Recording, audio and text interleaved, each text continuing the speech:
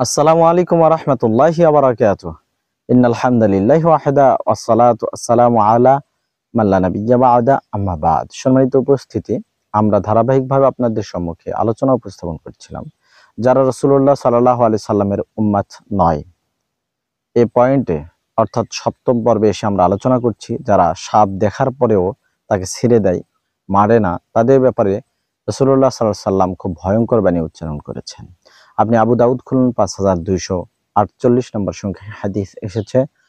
আবু হুরায়রা রাদিয়াল্লাহু আনহু থেকে বর্ণিত, তিনি বলেন রাসূলুল্লাহ সাল্লাল্লাহু আলাইহি সাল্লাম বলেছেন, যেদিন থেকে সাপের সাথে আমাদের শত্রুতা শুরু হয়েছে সেদিন থেকে আমরা সাপের সাথে সন্ধি চুক্তি করিনি।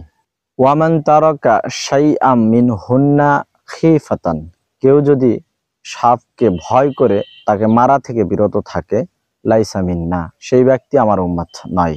সম্মানিত উপস্থিতি, এই হাদিস থেকে প্রতীয়মান হয় যে আমরা যখনই সাপ দেখবো তখনই তাকে মারতে হবে। আমাদের আঞ্চলিক ভাষায় একটা প্রবাদ রয়েছে, সাপ দেখলেই মারো চাপ, অর্থাৎ তাকে হত্যা করো, মারো। তবে ওই আবু দাউদি খুলুন 5253 নম্বর সংখ্যায় হাদিস এসেছে, সেখানে আল্লাহ রসুল সাল্লাল্লাহু আলাইহি সাল্লাম বাড়িতে ঘরে যে সাপ বের হবে সেগুলো সাপকে মারতে নিষেধ করেছেন। আমরা এটা বুঝি এভাবে যে ঘরে যে সাপগুলো থাকে অধিকাংশ সময় তারা হয়ে থাকে জিন, সাপের রূপ ধারণ করে রুমে ঘরে থাকে।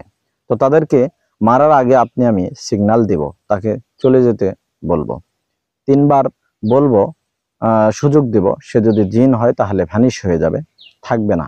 আর যদি দেখি আমরা ওই সাপের লেজ কাটা অথবা গায়ে দোরা কাটা দাগ রয়েছে, এক্ষেত্রে আল্লাহ রাসূল সাল্লাল্লাহু আলাইহি ওয়াসাল্লাম বলেছেন যে এই 2 প্রকার সাপকে তোমরা বাড়িতে ঘরে পেলেও মারো, কেননা এগুলো মানুষের দৃষ্টিশক্তি নষ্ট করে দেয় এবং নারীদের গর্ভপাত ঘটায়। আস্তাগফিরুল্লাহ। সম্মানিত উপস্থিতি, তাহলে এই সাপ বিষয়ক আমরা মোটামুটি এইভাবে বুঝলাম যে যখনই আমরা বাহিরে কোনো সাপ দেখব সেটাকে ছেড়ে দেব না, মেরে ফেলবো।